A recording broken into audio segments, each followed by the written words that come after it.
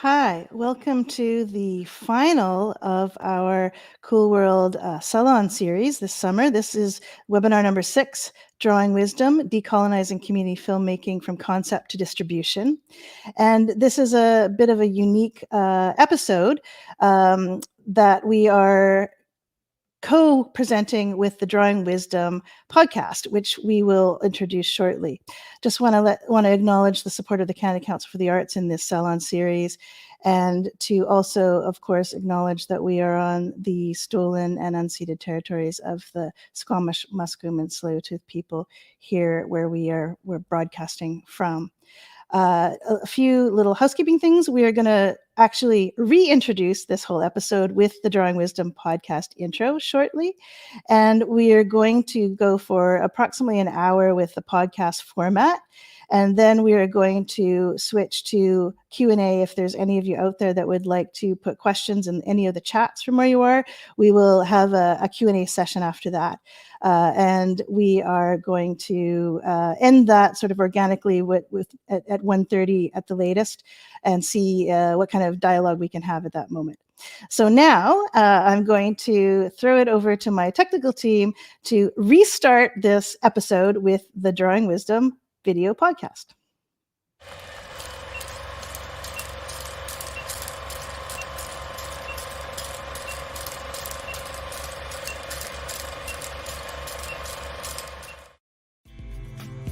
In my big dream imagining, we get to distill the deepest stories and the truths that come out of community and out of history.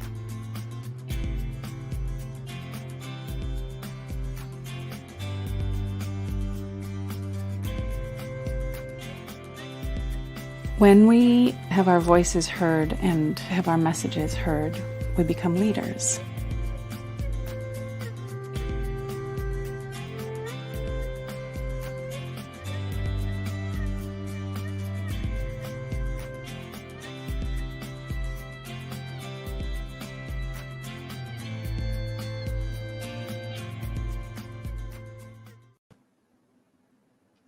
It's up Uweliel CISCM, Antha Jada Gabriel Pape, Tanatchat Kla Husetnich Is no Nemoch O Homeoch. My name is Jada Gabriel Pape. I come from the Husetnich and Snuneymuxw nations on Vancouver Island. This is the Drawing Wisdom podcast, video podcast, and we're recording on the unceded homelands of the Musqueam, the Squamish, and the Tsleil-Waututh people and their ancestors.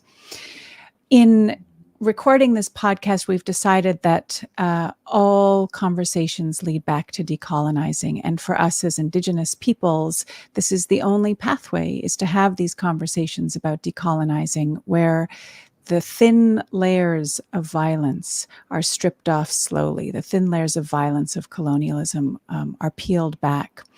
And I'm really happy today to have this conversation with my co-conspirators, Kat Dodds and David Ng. I smile, both of you. Hello. Hey, Good Jada.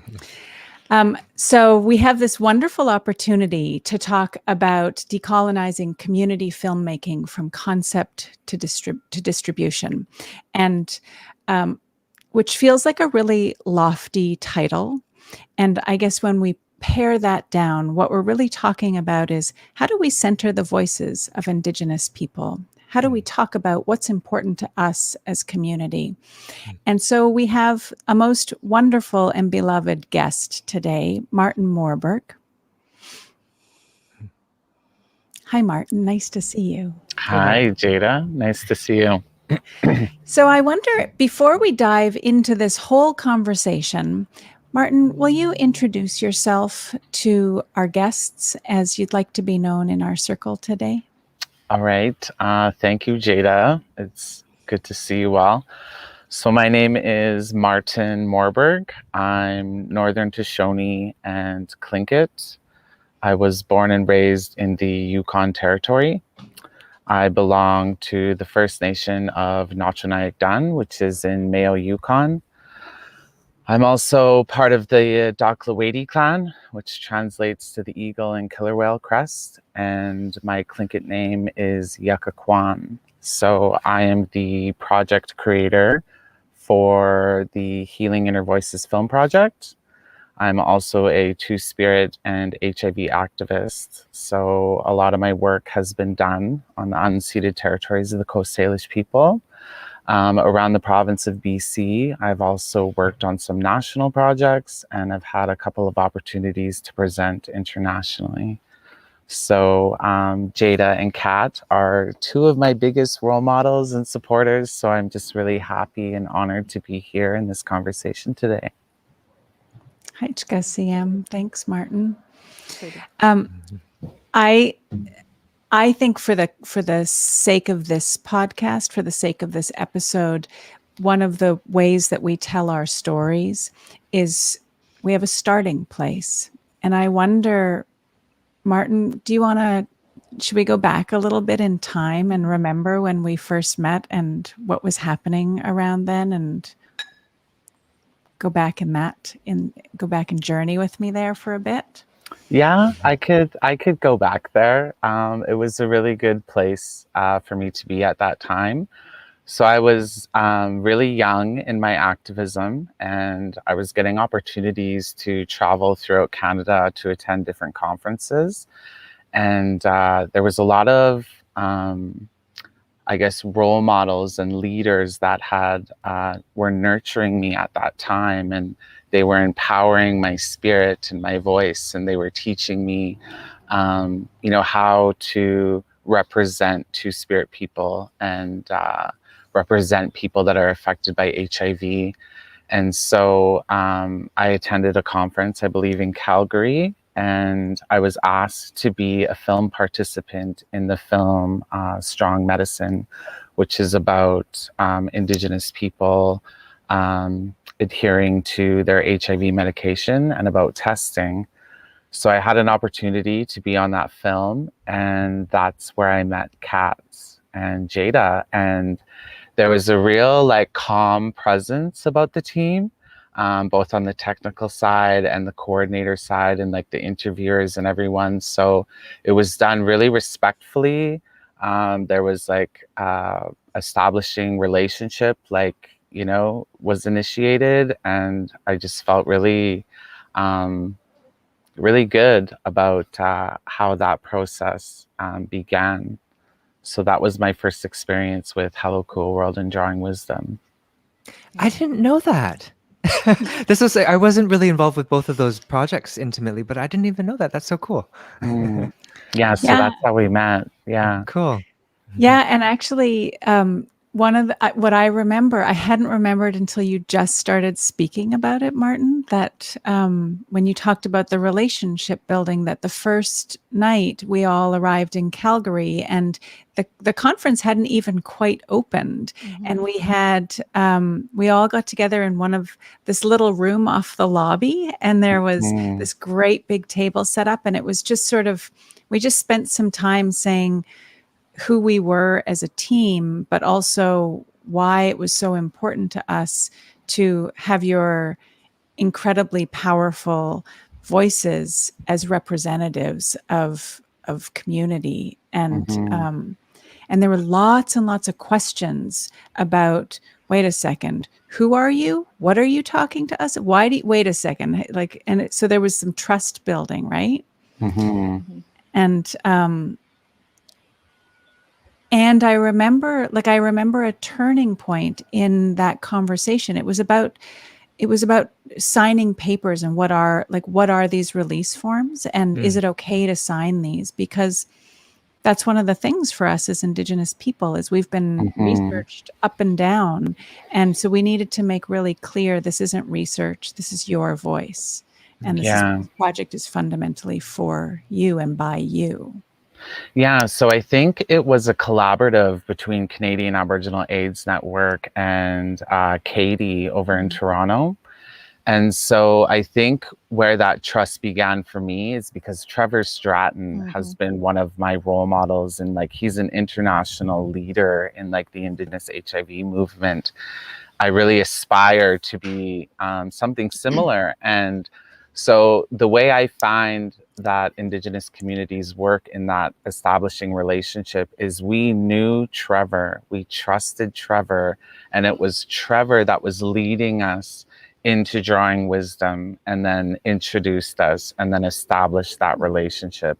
So it was like, in my experience, it always works best when I have an established relationship with a contact within the community, an Indigenous contact who is Indigenous to that working group or to that community, and then they extend the invitation for us to come in, and then we have an opportunity to sit at a table with the community members. And so I felt like that was very much the process. Yeah.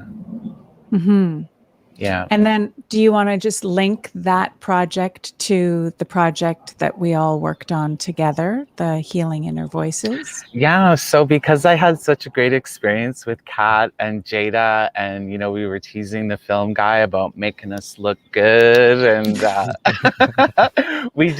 there was a lot of humor and there was a lot of fun and laughter that was happening as well. And so because I had such a good experience, um, like it just like drawing wisdom became a part of my network. And so because I was attending, like I was traveling around Canada and I was being asked to do all of this motivational speaking and present on my previous community projects that I had created, which are like grassroots initiatives. They were saying that, one of the biggest issues that we're still dealing with in the field of HIV is the stigma and discrimination around HIV. So, the science is advancing. Like people living with HIV can get on treatment and they can become undetectable. There's all sorts of HIV prevention methods that are happening, and people are living long and healthy lives. And so, the science is improving, but one thing that's still lagging is the old beliefs of how HIV is transmitted. And also around like the longevity of somebody's life. And so after attending a lot of different conferences, I was hearing a lot of these powerful voices, and I couldn't understand why they weren't being highlighted. And, kind of at the same time, I was being invited into these non-Indigenous organizations who wanted me on their boards and on their committees. And, they would have these very colonial frameworks designed. And they would say, oh, we'd like to invite you in to offer us like Two-Spirit recommendation. And so I would recommend things and it would fall on deaf ears and they would move ahead. And it was the idea that these non-Indigenous colonial structures had the solution. So they would identify only problems within Indigenous communities and say, this is your problem and this is our solution. And we're going to bring this into your community and impress these frameworks within your community. And if you look at the history of colonization, we could see like how successful those things really work, and actually like how much damage they've really caused in the broken relationship between Indigenous people and non-Indigenous people. And so there was a bit of resistance and anger and frustration towards that. And I'm like, you're tailoring these services to Indigenous people that aren't even at the decision-making tables. And so I was inspired by the powerful stories of people. And then I was angry and resistant towards the colonial structures.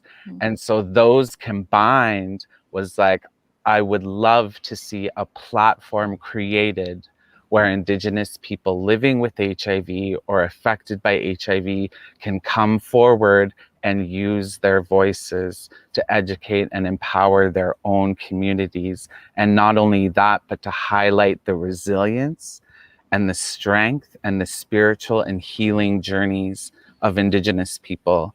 So it was like, we all know what some of the problems are, and we're all familiar with the trauma, but it was like, I didn't want to highlight those things. I wanted a strength-based approach. So I started applying for some grants because I was one of the activists that would run around and I would pound on everybody's doors and nobody would answer. Nobody would answer. And I thought, I need a partner. I need a partner. And so I went to the PWA Society in Victoria They agreed to support the project. I applied for a small grant. I got it. And the first people that came to my mind were Jada and Kat. And so I had just relocated to Vancouver at that time, and I asked if I can arrange a meeting with you. And so Jada and Kat took some time out of their day, and we agreed on a date, and I came to the Hello Cool.World headquarters. And I was nervous because I felt like I was dropping a bit of a bomb, and I'm like, I'm not sure if they'll be able to support this or if they're interested. And the immediate response was just like, yes, this is exactly what we do. We would be very honored to work with you. And so that was kind of the beginning of the process. And then it was a lot about networking with other organizations and different stakeholders and funders, in order to kind of lift it off the ground, and then just starting the casting and reaching out and networking within the Indigenous community. And so, yeah, that was kind of the initial, like the beginning of it. Yeah, I really love hearing you remember back to that first meeting, because, you know, for us at Drawing Wisdom, a really big piece is that when we're doing the important work of uplifting our people's voices, that's where the real honor is, and that we're the teachers, that we as Hualmoch Mestayog, we as Indigenous peoples, as the peoples who belong to these lands, we're the ones with the stories and the teachings, and we carry those forward in all of our stories and our interactions. And so why wouldn't we tell this story? Why wouldn't we walk beside you and let you guide the process? And, you know, I think as we started to get further along, like you did all the legwork of finding the partners and gathering the funding. Like you were really the face of all of those pieces. And then as we got closer to how are we going to tell this story and how are we going to record it, and like sort of that's where the whole team had to come together and use our decolonized process of, we each have a special gift. We each have a special skill set. And we don't have in our team, there's no competition about credit or about anybody taking up more or less space. Like we function really fully and wholly, and we really rely on each other as a team.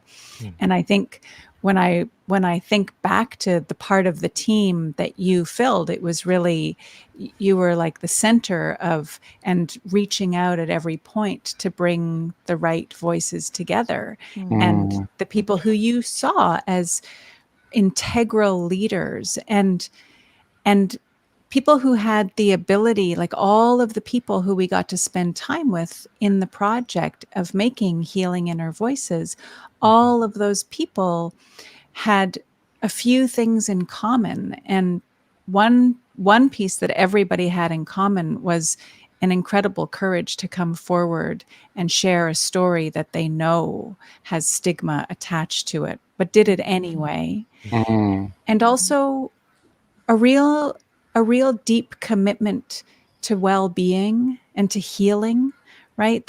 And to not just their own well-being and healing, but to actually the healing and the well-being of our people as a whole, and of the community of people living with HIV and impacted by HIV and affected by HIV, that very special group could come together and say, we want to heal each other, and I will be part of your healing and part of your medicine.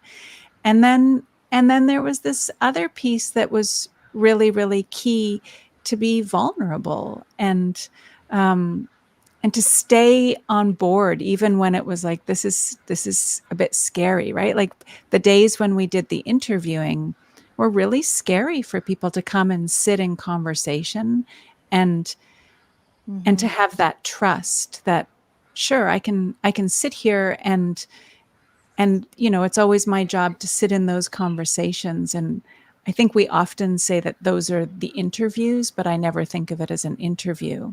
I think of it as coming together in exactly like what we're doing now in these conversations, and that the core value of having people leave feeling better than when they came in.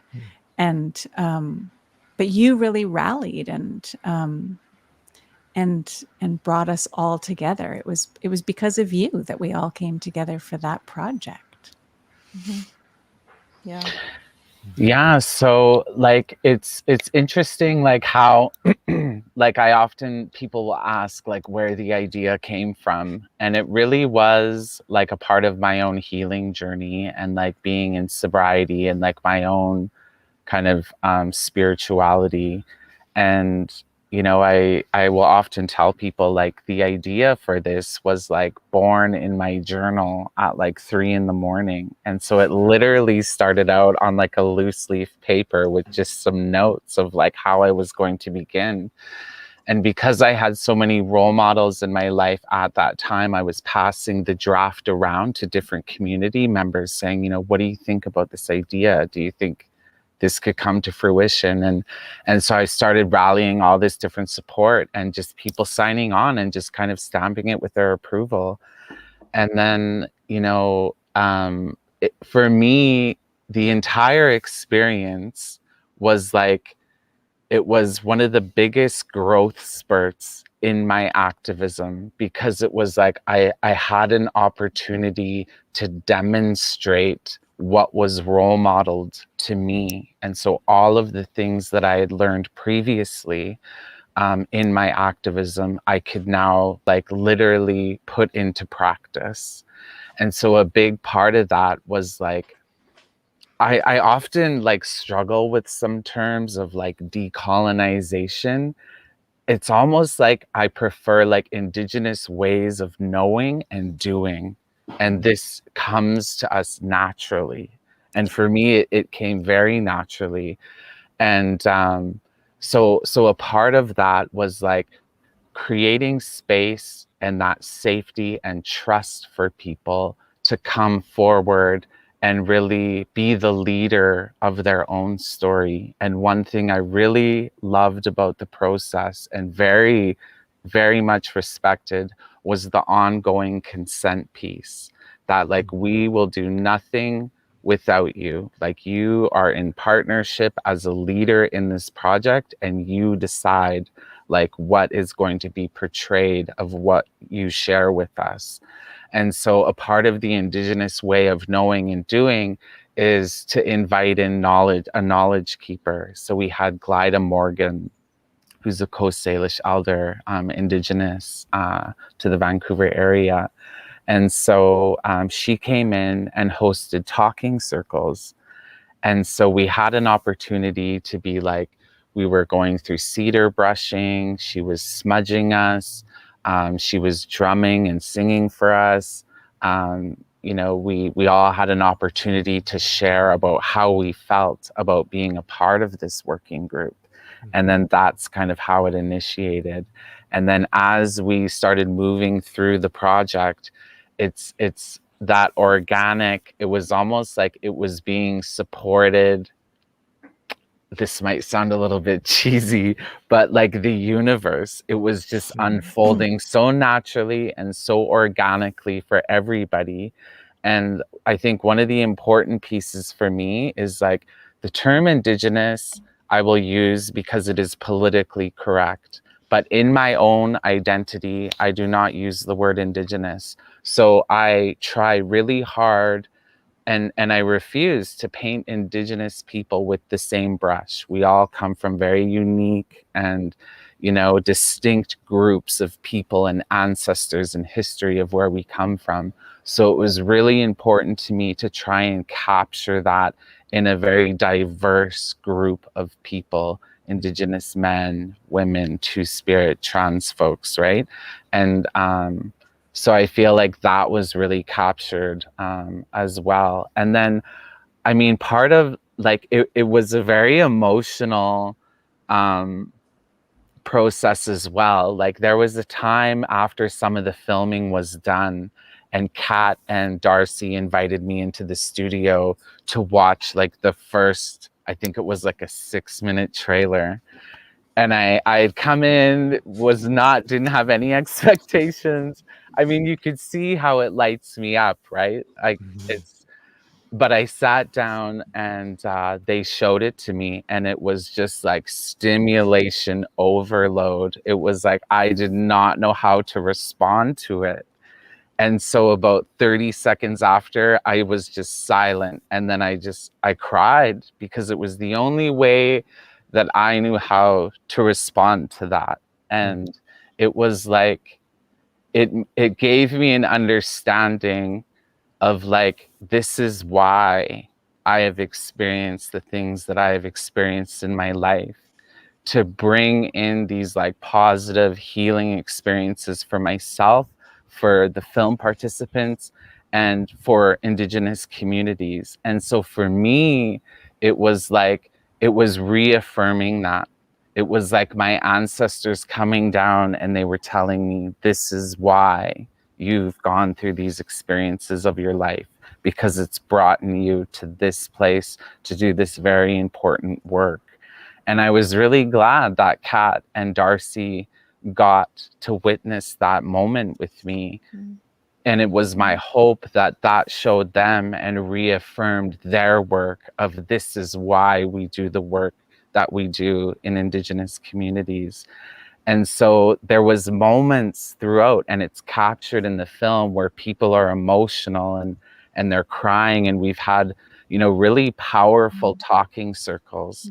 And so like, I'll just end with this, is like, what was role modeled to me from people like Doris Peltier and, Albert Beck and, Gail Pruden and some different national leaders, is they would literally pull me down. They would reach their hand down to me in community, and they would pull me up to the table.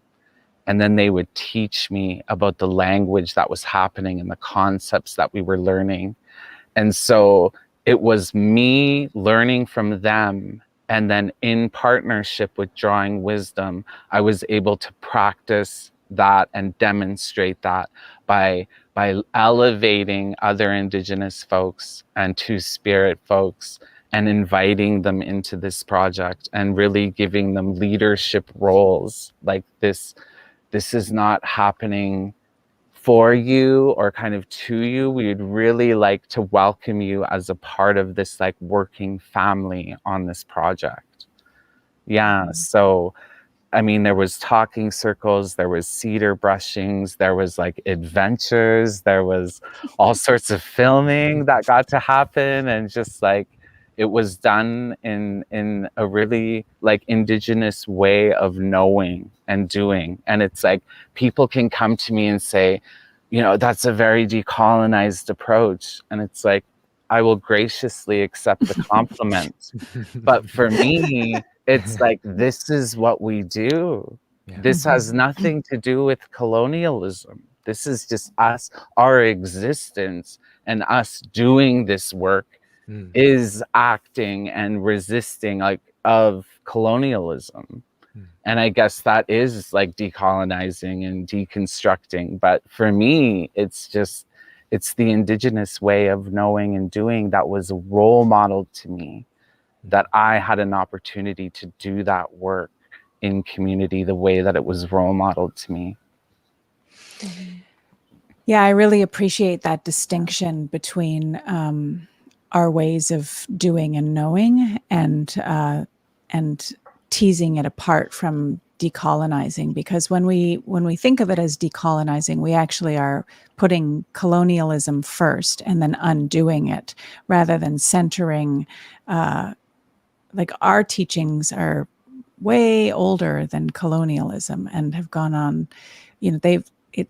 We have passed them down meticulously and deliberately and resiliently and beautifully, and so that we can sit in these spaces and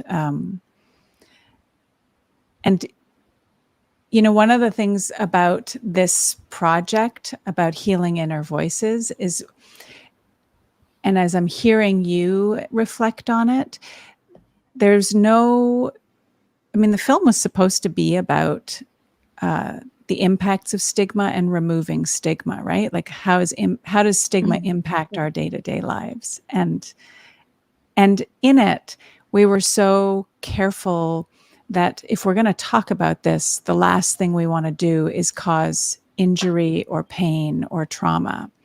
And so that, I think, is this piece of how we do things as Huelmoch Mestayog, is we take people in their fullness and their wholeness, and we see all of them, and we recognize that there is a role for all of us.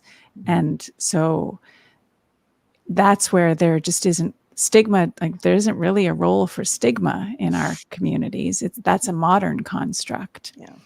And all of those pieces of care that you took with each other to support each other along the way in holding up each other's stories. That's the real gift of, like when you say your ancestors, it was really clear your ancestors have been walking with you along this whole journey. And then sometimes our ancestors come and they say, you're okay. Like, you've always been all of you here. And that's that piece about seeing the film and seeing how beautiful it looks when it's all put together. Mm-hmm. Mm-hmm. And I wonder, maybe David, because you were, because we all work together, but David, you haven't had as much to do with this exact project, but a great deal of your work is also about centering full and whole people and not compartmentalizing. And I know that you and Martin don't know each other very well yet, but I wonder if you want to share with Martin some of how your projects unfold. Yeah, well, when I was hearing the two of you talk about some of the process, like filmmaking processes, I'm thinking, I mean, and I learned this with through doing work with Kat and Jada as well, through the Star in Your Own Stories project. When Jen and I started Love Intersections in 2014, it was really, we were trying to find a way to tell, to address racism that we were experiencing from within the queer community by sharing the stories of QT BIPOCs. But knowing and having experienced the ways that in like journalism, when journalists have spoken to us, have sort of twisted our stories to frame what their agenda was. So we kind of wanted, when we started Love Intersections, we really deliberately wanted to not do that, basically. And Martin, when you were talking about learning from your role models, I'm thinking about the Star in Your Own Stories process that really influenced the way that Jen and I started thinking about our work as well. Similar to what I'm hearing as well, like, doing work by invitation. So not parachuting into a community and deciding what the story is. Working in collaboration as well. And I'm also thinking, Jada, you framed it very well, and also taught me that taught me this when you were saying, like, it's not an interview, it's a conversation, and wanting the person that you're in conversation with to feel better having left the interview or the conversation than when they came in, and thinking about that in terms of reciprocity. I'm also just thinking about it because I'm in school right now, so I conduct interviews, and when they teach you reciprocity in school, it's like, oh, it's 50, it's make sure you give an honorarium. But what you're describing, Jada and Martin, too, is it's the reciprocity in this Indigenous way of knowing is deeper than that. It's not transactional. It's not just transactional. It's also ensuring that people are safe, heard, and feel good after they've been in a space with you. Yeah, I think it's even more than feel good, but actually feel cared for and loved. And, we're so, in dominant culture, we're so stingy with love. And in our communities, we're really taught, like, you are so precious. And you as young people are precious. You as community are precious. You as future leaders, you are so precious. Like, we are really precious. And we love that, and we love each other. And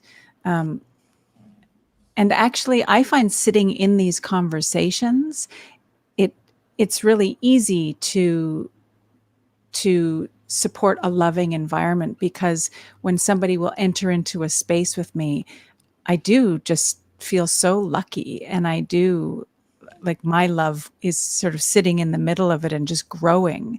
And so, yeah, it like that deep level of care is, I think in dominant culture, that's something we have to sort of put on. And, like, how is the prescriptive measures of care? How do we take them? And then actually, in our own ways as Hualmoch, we really know that there is no other way but to be very deeply loving. Right. Yeah.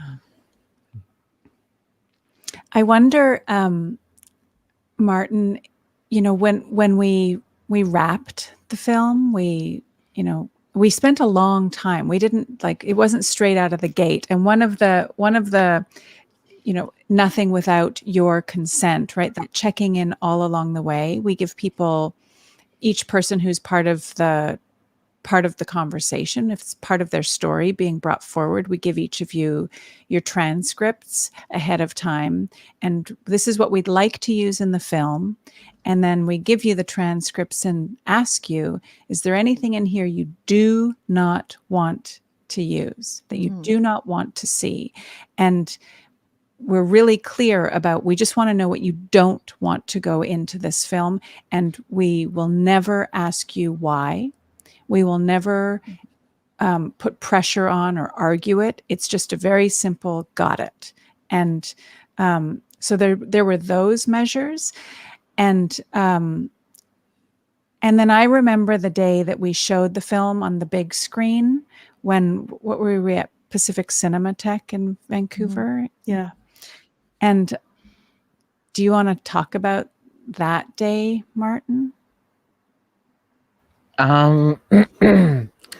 Yeah, I think the level of safety and trust that happened throughout the process, was like this ongoing consent, and like everything that you just kind of articulated on, it just like reinforced the trust and like reinforced the level of safety that people were feeling. I just wanted to touch on, we had one of our talking circles because we were unsure of how we were going to develop the questions for people when we wanted to have these conversations with them. And so a part of the process was we hosted like a very deeply personal and very vulnerable talking circle that happened at the Native Education College. I think we did it in their library.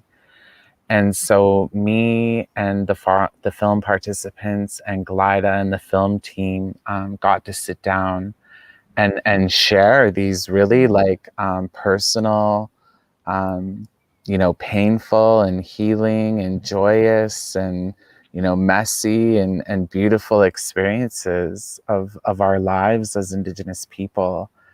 And so it was like, in that kind of spiritual bonding, I feel like, I don't know if the word reciprocal or any of these things really apply to something like that. Because it was for me, it's it was a spiritual approach to creating the project, and then trying to portray it in a spiritual way. So we were trying to stay away from epidemiology and quick facts about HIV and all of this other kind of colonial statistics and different things. It was we were trying to take an approach of giving insight into the light, the lived experiences of these people. And so one thing that I really loved about our initial screening was I was super excited because it was none of them had seen it. They had given consent throughout the whole process, and this was it was now we're gonna gift it back to you. and show you like how powerful your voice is. Like, we're going to highlight your strengths, your resilience, your healing and spirituality, and we're going to gift it back to you for you to use in communities. And so we went, and I was really impressed because there was some leaders, you know, that are on the top of the hierarchy in these, you know, like non-Indigenous organizations that, you know, supported the project, and they were there. And, you know, I had a family member there, and some people that were there for me, and then also the supporters of the film participants. And so to gift that back to them, I honestly, I wanted to sit in front of them so I could witness their reactions. But I thought, no, that's inappropriate. I need to sit with them. I need to sit with them. So I was side-eyeing them, right? Like I was, and to see the joy and kind of just like witness, it's like, I'm not sure if you've ever seen anybody come out of a sweat lodge before, you know what I mean? And the kind of tears and things that they have. And so it was really like healing for me to be able to witness that and experience that with them. And then one thing that I really loved is that after we had an opportunity to stand in front of the audience, and each participant got to share on their experience in the project. And, you know, from what we heard, it was similar to my experience. Yeah, there was tears, and there's always laughter, and it was a really, really positive healing experience to be able to gift that back to them. And I want to say, your words likening the experience to coming out of the sweat, you know, like the teaching of, you know, one of the teachings of the sweat lodge is that dome. The reason a sweat lodge is shaped like a dome is because it is our mother's womb. And so we go into that ceremony and we come out new. And the same, you know, our people have such sophisticated ways of building in healing, right, into our lives along the way. Like when we receive our Hualmuch name, our ancestral name, our new name, you know, we stand on our blanket, and we're one person when we go onto the blanket, but after we receive our name, we step off the blanket and we are new. And that piece of seeing yourselves, you know, going into the project, you are one person, but actually coming out of the project and seeing my voice is beautiful and powerful, and I am all of this incredibleness. And actually that's a portal into that healing that is, I am new. And I remember some of the reflections, you know, that day when we did the world premiere, and just how incredibly humbling it was to hear the impacts from the participants of to be gifted with trust, and then to receive so much absolute like real strong affirmation that this matters and I belong here. And you know, one of the participants shared, I didn't see myself this way, but when I saw myself on the big screen, now I know I'm beautiful. And that was really powerful, to take a lifetime's worth of, you know, real pain and real strong internal chatter, and for them to be able to transform it. And I know, like, the piece that you're saying, that the first time we ever met, and part of sitting around and joking at that table, was that Darcy has, you know, as our DP, as our director of photography, that Darcy has this way of, you know, we always joke about, you know, Darcy makes everyone look beautiful, but actually it's hugely, hugely important as something, because we live in a world where, as Hualmuch, we're told that we're ugly. And so to turn that around and to have people work with you to it's not to fake and create pretend beauty. It's actually to reveal our beautifulness And that's what these projects are really about. Mm-hmm. Yeah. Mm-hmm. And I wonder, because you're walking through the world with the film now as part of your medicine bundle, and I wonder, what spaces does it bring you into now? I really appreciate that, like, kind of framing of it, because really it is a part of my medicine bundle. And so, like, as I've journeyed through activism, there's different things that have been placed kind of in a medicine bundle. It's like your Indigenous briefcase, you know what I mean? It's like you're showing up in the world with your bundle, and this being a part of that. I just wanted to touch a little bit about some of the participants. So there was a participant by the name of AJ Comparado. Mm-hmm. And so AJ has journeyed on to the spirit world now. And me and AJ met in kind of like working circumstances. I was playing a supportive role to AJ. He needed support in his life, and it's support navigating the healthcare system in different areas of his life.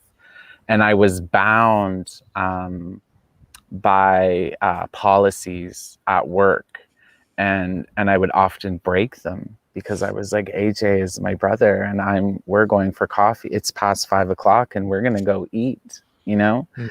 And then when I ended up exiting that job because of difficulties around that, like, me and AJ remained friends. And so, like, one thing that I absolutely love is like listening to the stories of Indigenous people. Like, it's just, it's so spiritually nourishing. And so when I discovered how powerful and articulate and beautiful, like such a beautiful human being that he showed me, that he revealed to me, as you were saying. And then when we started the casting and I started thinking about participants in the film, I'm like, we absolutely need to extend this invitation to AJ. And so as a part of it, there was no phone calls or emails. It was like, yeah, I use technology to contact people, but I would go and sit down with them, and we would have these long conversations about activism, and then I would present the idea to them. And so there was no, I guess, I'm not like technical way of casting. It was all based on relationships. And if I didn't have a relationship with them, it was somebody that I knew in the community or that I was aware of. So I made sure to initiate those as well, like those kinds of relationships. But yeah, going back to the bundle, it's interesting because of the different spaces that it's been in. Like going through the film festival circuit, just trying to get it some attention, and it's been to, you know, some world conferences. It's like won an award. It's gotten a lot of recognition. But I think most importantly, it went into Indigenous community. And I think that's kind of where we're still standing is, you know, there's opportunities for the film to really reach rural and remote communities that don't have access to these kinds of leaders that are doing this work, that are having these conversations around HIV and healing. And like one thing that was really important to me about the film is that, yes, we were stating the facts of our lives in the beginning, and often those are painful and traumatic experiences, but it was so important to both, like to myself and the other film participants, that there was an upward trajectory of like healing, resilience, spirituality, and like our earth walk, our journeys, and what it has taught us and how we're moving with it. To kind of showcase I appreciate the word reveal, to reveal their strengths and like their beauty and, you know, their power and their spirits. And like, that's, to me, that's like fundamentals of leadership in community, you know? So we've had opportunities in like different like education institutions, like some nurses and some healthcare providers, and yeah, so it's kind of still our intended audience is rural and remote Indigenous communities. Mhm. Yeah.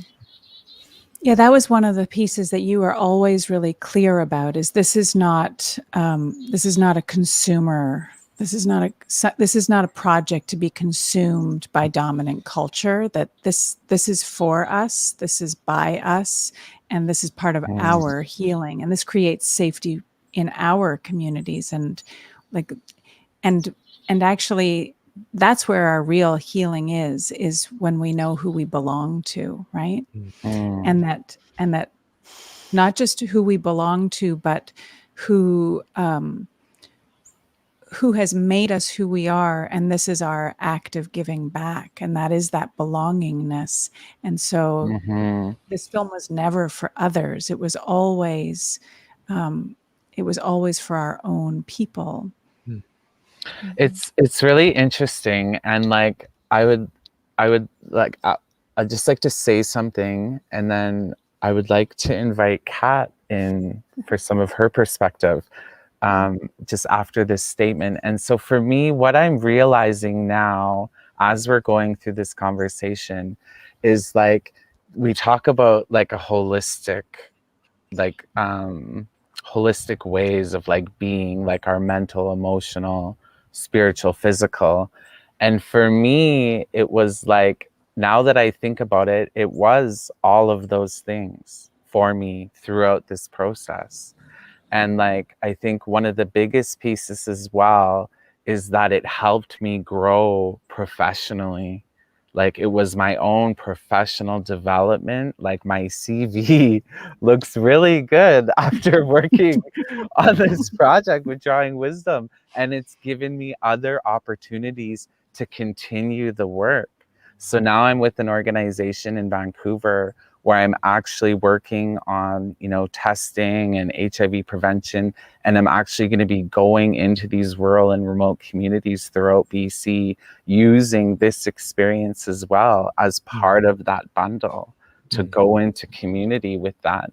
And so a lot of the work too, like, has been role modeled to me. And so, you know, I really appreciate like the elevation that I received from Kat and from Jada and from Darcy. And I think Kat has taught me, has been the greatest teacher in my life of what it means to be a true ally, to really walk with Indigenous people and to elevate them and put them in leadership positions. And also when meeting with other Western settlers, it's like she acknowledges that and she holds us up in those spaces, and then, you know, helps us, you know, in these Western settler kind of systems and navigating them, and, you know, allowing me and creating space for me to use my voice in these kind of environments.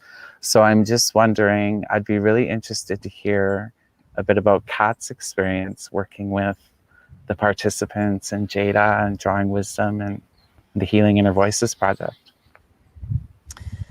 Well, thanks, Martin. First of all, right from the get-go, it was just an honor that you trusted us with this project, because it was always you at the center of what was going to be done. And I think that's in part one of the things that's inspired what has kind of become, for me, the thinking through of new distribution models for projects like this, so that they don't just become a product that gets sold and used.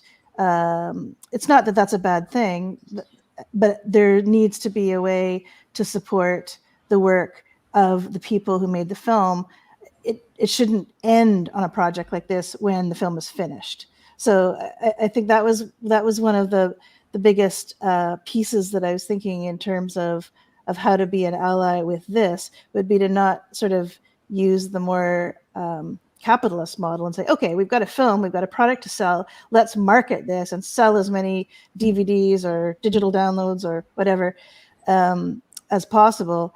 Instead, how can we turn this into a way to continue to do the work you set out to do, and to continue to also bring in the participants who want to from the film to in that work too, and to go beyond the transactional side of it all more deeply. So that does mean, of course, paying and sharing revenue and giving you and the peers a way to make some revenue from the film's distribution, but also to deeply make that into like the why are we doing this is the forefront of it, and that's always you, right?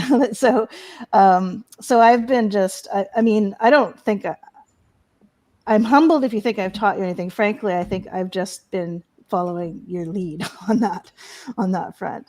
And the vision, I think, for that is really, like you said more than once, and it really struck me, like we share a lot of values.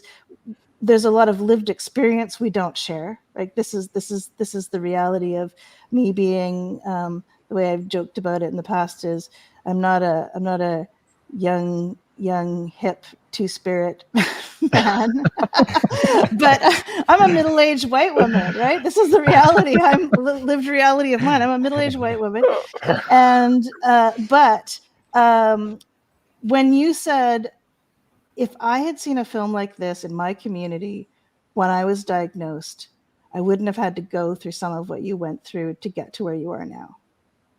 And to me, that was an absolute moment where I thought, I will do everything in my power to fight for this film to have the kind of release that Martin wants, because that's not something that happens when it's just used by educators who parachute into a community. Mm-hmm.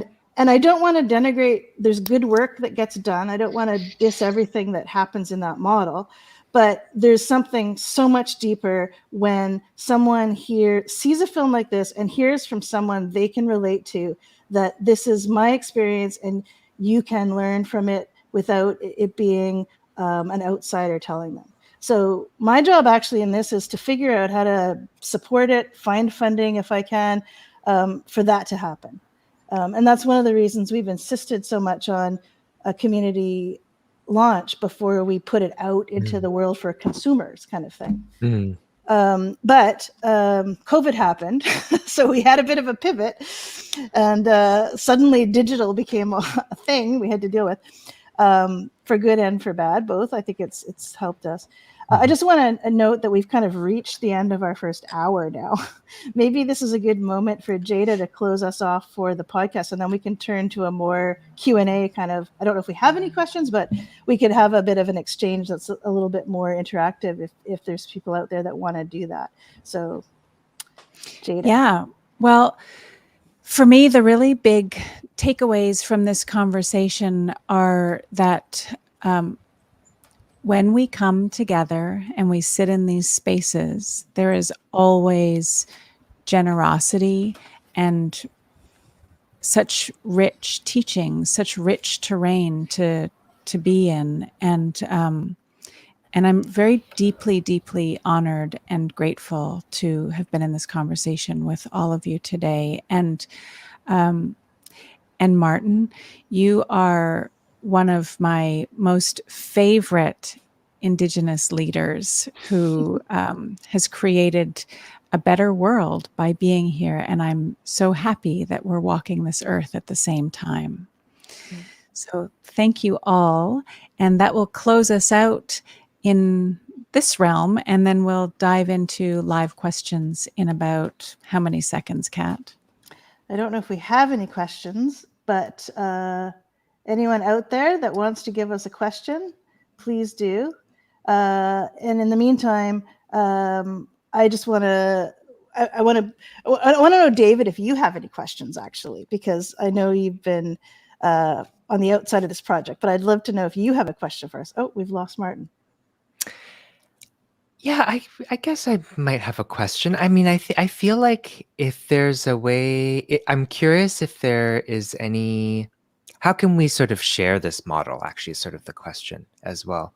I'm thinking about, thinking about drawing wisdom, but also I'm thinking about all of this type of filmmaking methodology as well. How do we share this model forward? I guess through something like this. But I'm curious if you guys have any thoughts of other ways we can. I think we've lost Martin from the stream, which is a little disconcerting. I don't know if Darcy in the background, if you might be able to help bring him back. But in the meantime, I'll answer that question. I think one of the things we've been trying to do, and certainly this is one of the things we've been up to with the Cool.World project, is to try to build some digital tools that serve this purpose.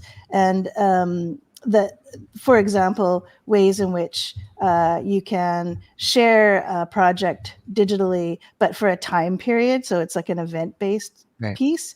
And obviously, we want to do these screenings in person. That's one of the things that Martin's been talking about with rural and remote. But in the meantime, we've had some successes. Oh, good, he's back. He can speak to this. But in the meantime, we've had some successes with creating like a virtual event that has a little bit of the same kind of intimacy that a real live event could have. So the question, Martin, that David asked was about what are the models that we could use to further this kind of work, and we were just talking about how we were doing the screenings that virtually. If you wanted to speak to that, because I know you've done a few of these events that could speak to that question. But your mic, Yeah, so I mean, we've just been doing virtual screenings of the film and then inviting some of the film participants to sit on a panel discussion. So we've done this at like education forums, nursing students, Indigenous communities, healthcare providers, those kinds of things. And so I don't think it captures the same intimacy, but there's still definitely a lot of power, and we've received like really positive feedback on the impact that the panel discussion has had. So we will do an intro of the film, screen the film, and then take an hour, 45 to 60 minutes to allow for a panel discussion to happen just organically and let people talk about their experiences. So now that COVID seems to be lifting a bit, there is some opportunities that are going to be coming up for myself to go into Indigenous communities. So I'm really looking forward to hopefully doing some in-person presentations.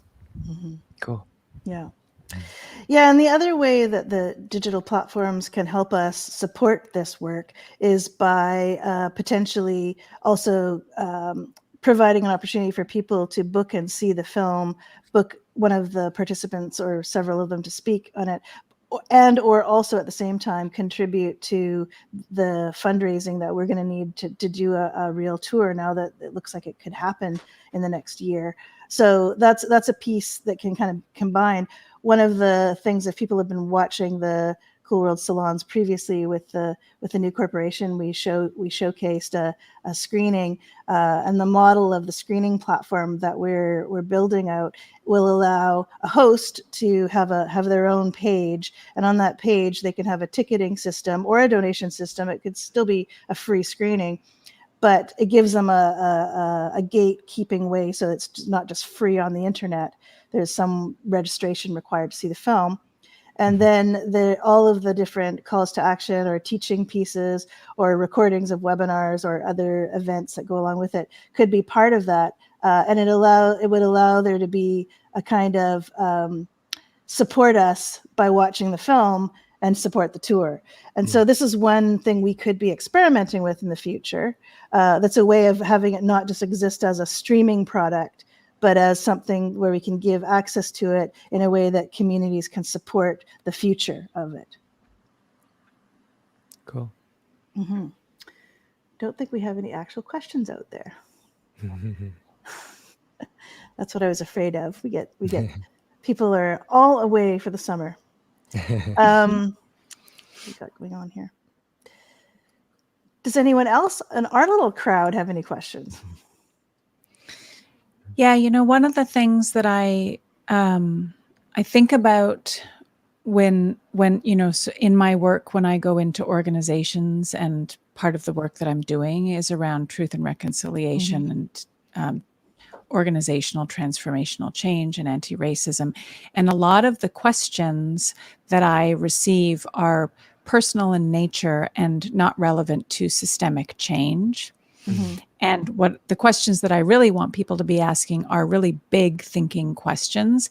And I wonder, Martin, if you have any really wonderful big thinking questions that people have asked you after some of the screenings. Put him on the spot. Definitely put on the spot. Some big thinking. I mean, I'm gonna have to pick my brain a little bit for that one. Yeah.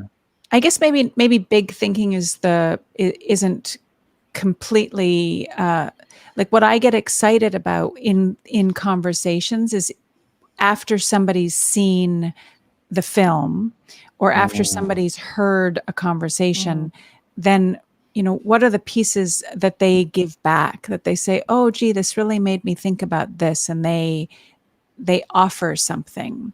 And so like when you bring the film into community, because that's part of what we wanted, was for it to be medicine, like medicine for the participants, but medicine for the people too, right? But then also there just always is another kind of medicine that comes out of it. And that is people will express to you, I'm impacted by this.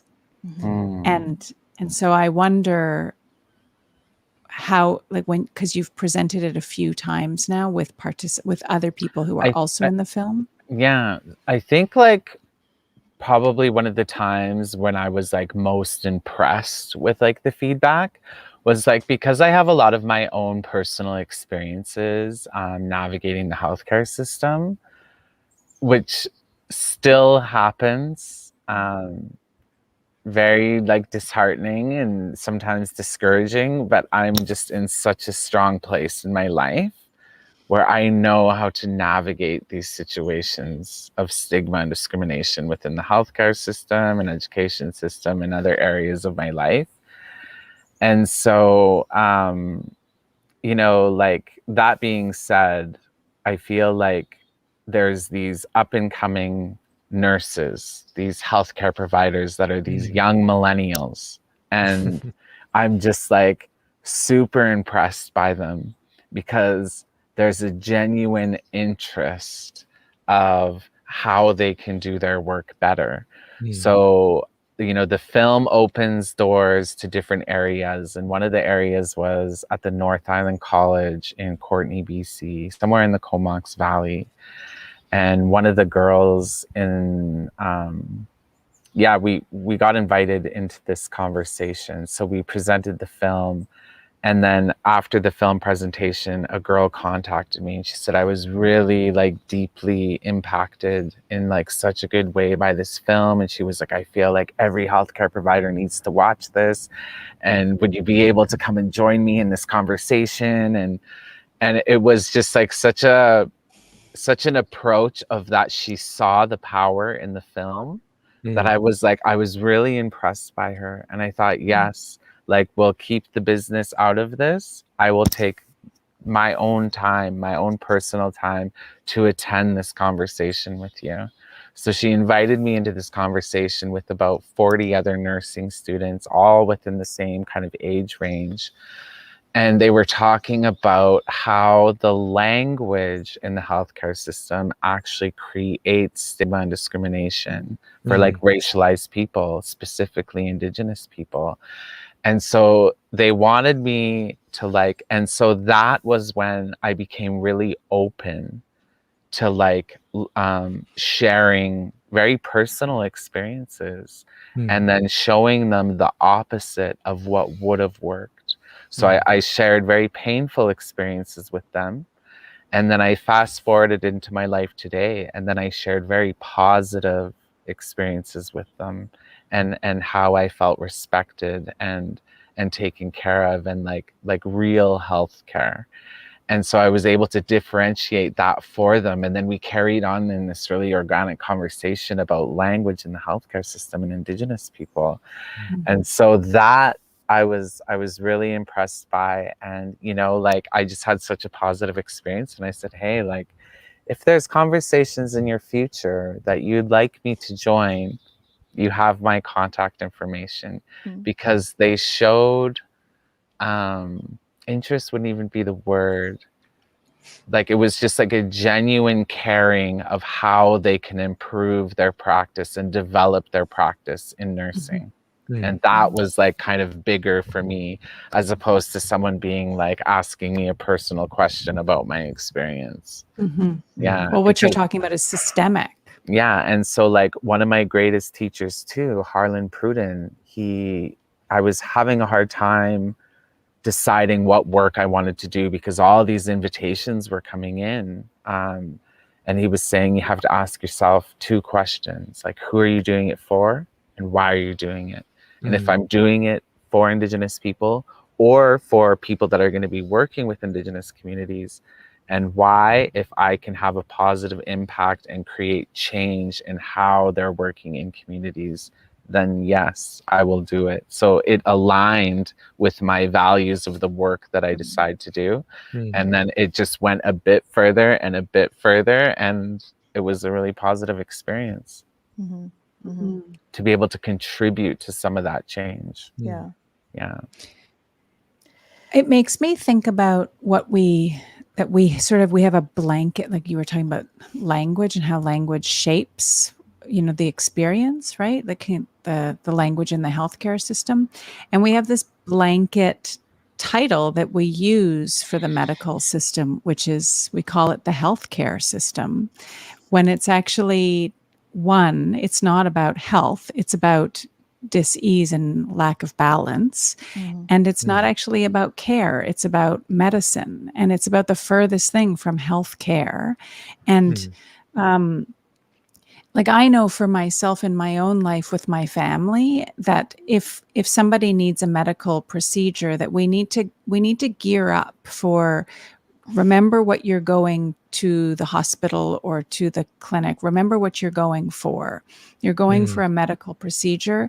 Don't go in there thinking you're going to be cared for. So we have to like sort of put on this layer of protection to go into these institutions. And so I get really hopeful when I hear you say there's this younger batch of perhaps people who can live by the value of care when talking about the medical system and the institution of medicine. And, you know, and even like our own people, we have really strong medicine and it is wrapped up in care. And that is all of our ceremonies. It's in speaking our languages. It's in listening and sharing about stories. It's in passing on teachings. It's in singing our songs. You know, it's in our laughter and our joy. And that's our healthcare. That's our medicine. And they're woven together. They've never been separated. And so, you know, when we think about how language is built into the medical system, it doesn't include a lot of, I mean, not only does it not include, it cuts out a lot of what we know as our universal truths, the fundamental truths of our people. And so to have this film as a teacher in that system, I mean, it makes perfect sense. Yeah.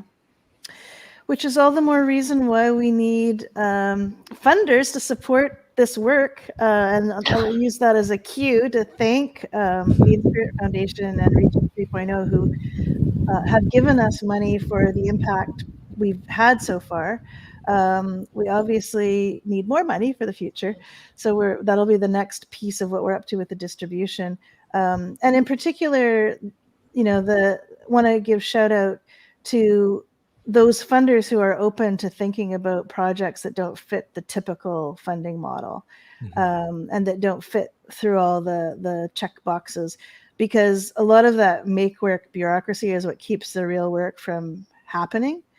And that's one of the things we've been grateful for with the support we've had so far, is we've been free to use that support the way that Martin has led it. So any thoughts on that, Martin, before I stop talking about please give us money? That's my job to say. I don't know. They say if you don't have anything nice to say, then don't say anything at all. It's been an interesting experience and really helped me in my own development on like how to kind of navigate those settings and meetings and partnerships with funders. And I feel like Drawing Wisdom has taught me a lot about has supported me a lot in, and the participants in, like staying true to Indigenous led and peer led initiatives that kind of don't have a lot to do with, you know, researchers kind of injecting their methodologies and agendas and different things into projects like this. It's like so I have had some really positive experiences, Inspirit being one of them as well. Had a positive experience with Reach 3.0. Just kind of moving forward, like it was a learning experience to be able to discover how much effort and challenge it takes to kind of fight for that space, to keep things at the grassroots level, at the community-based level. And often you'll visit websites that say, oh, this is reciprocal, this is the professionals learning from community, and I mean, it all sounds good on paper, but it very seldom leads like to fruition where that actually takes place. I guess, Martin, in what you're saying, what I hear so strongly is that the authentic expertise is in the voices of our people. It is in the voices of the people with the lived experience. And that the Academy lays on top this idea that that the Academy is what legitimizes something, much like the medical system lays on top of medicine, that it's the doctors that, or the research. And so I think that's a clash, right? I think a lot of what they're looking for is, what are the problems so that we can fix them. And I think a lot of what we've tried to do is like, what are the strengths and how can we highlight them and share them in our communities to show them, like, look at what we've role modeled as like young leaders doing this work. This is what's possible. And I'll tell you, through my own experience, through like addiction and living with HIV and, you know, a lot of my own like health issues, it's like, it's not the pills, it's not the nurses or the doctors that led me into this work. It's the stories, it's the ceremony, it's the hope, it's the inspiration from Indigenous women, from Two-Spirit people, that like empowered me and loved me and gave me that medicine, that good, strong medicine that led me into doing projects like these, like this. So I really, that really resonates with me when you say that, of our own Indigenous medicine and how different that looks to like Western healthcare. And like, I understand that the two-eyed seeing needs to happen because it is the medication that's keeping me alive. But is it what's allowing me to thrive and grow and really contribute to community? It's not. So it's how would you say, I guess, a partnering of those two that has allowed me to do this work. Yeah, it's like it's the detail, but actually it's not the story. The story is actually all of the pieces that you're talking about. It's the community, it's the being with each other, it's the being held up by each other. And nothing good ever comes out of like, tell me all your problems, tell me how terrible you're feeling. And like, you know, like if researchers want to know what is the solution to something, well, you can't go and fix colonialism overnight. And so ask us where we thrive, ask us the bigness of our love and the bigness of our teachings, and get us going on that conversation and watch the magic. Because that's how you build a wonderful project and a different pathway forward. Like the answers are already there. We have them.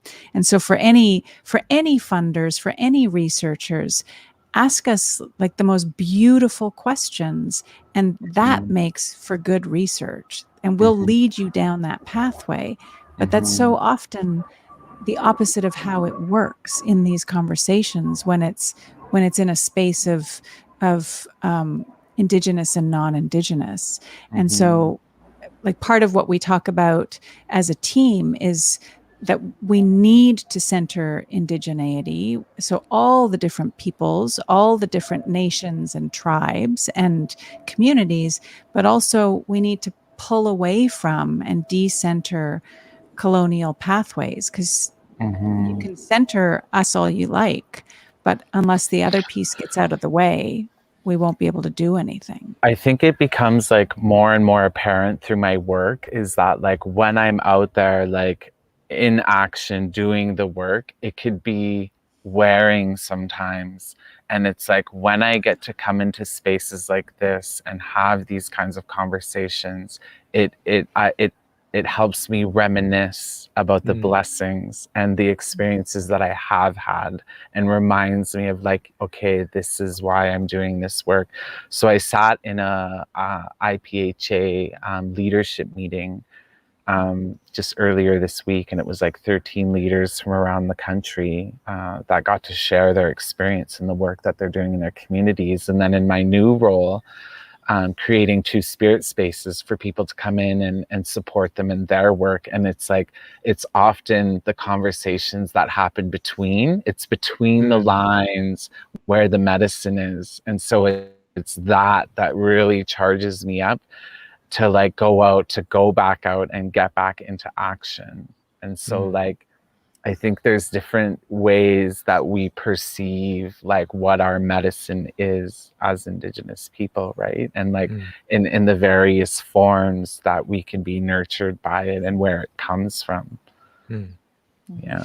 I get so excited when I hear you say that it's the between the lines piece that, you know, because one of the things we're taught, you know, I was always taught growing up is that you listen and you listen to what people are saying, but actually it's when you listen with good ears that you listen to the needs that somebody's expressing, you listen to the teachings that they're sharing, you listen to, you know, what they're hoping for, you listen to what they're wishing for, you know. And so you don't just listen to one thing, you listen really big, right? We listen with really good ears. And it's almost like an interpretive, like you're interpreting something as it's coming out, and then you take the time to reflect. So you don't just listen once, you listen with your younger self, and you listen with your higher self, and you listen with your heart, and you listen with your mind, and you listen with your spirit, and you listen like really with good ears. And then we kind of like, oh, I know what they're saying. And then the person that you're sitting with goes, oh, wow, I've just been seen. Somebody saw all of me. And that's that deep relational piece that, like, that's why coming into these conversations are so exciting to me. Like, these are the places that the deepest healing happens. That, like, because we'll all carry this around and keep reflecting and growing and then reflecting and growing some more. And so the conversation isn't done, that we're actually bridging time in these conversations as well as being part of the medicine. Yeah, I think it's these conversations too, like I'll just kind of reiterate too, it's what keeps you going, you know, it's these positive experiences. And like, I mean, the whole project of Healing Inner Voices has kind of just like catapulted me into like a whole nother level of the work that I'm doing in my activism. Mm-hmm. You know, and I feel that a lot of that was like spiritual medicine, and then like the mental knowledge and skills that I've learned, right? Mm-hmm. And like emotional, that's like made it really impactful for me. And it's like it's a part of my bundle, right? I love that. Yeah. Mm-hmm. And I can't believe it, but we're actually almost at 1:30. So I think we have to close. And to do that, I just need to make a few acknowledgements. So thank you, all of you, for being part of this conversation. We would like to acknowledge the support of the Canada Council for the Arts for our Salon series and add to this special thanks to the Inspirit Foundation who co-presented this particular salon. We would also like to thank our guest, Martin Morberg, of course, and Jada and David, who are also guests for the webinar part of this. Behind the scenes, we want to thank technical producer Darcy Hamilton, with help from Cameron Lee and Sandy Haxey for running the tech and also supporting the work with the Drawing Wisdom website. And thank you to our series producer, Melissa James, and our Cool.World partners, David Griffith and Jen Evans. And on that note, I think we can say goodbye, and we can add the final graphics to the stream. Maybe, Darcy, you could play the podcast goodbye first, and then we'll just put up the final image. Also, if you want to know more about what we're up to, go to drawingwisdom.ca to find out about the podcast when it actually launches in the fall on TELUS Community Network. And if you want to find out more about the Cool.World webinar series, you can watch all the replays at Cool.World. And thank you for joining us today. Masicho, thank you. Hayekwa. Yeah, okay.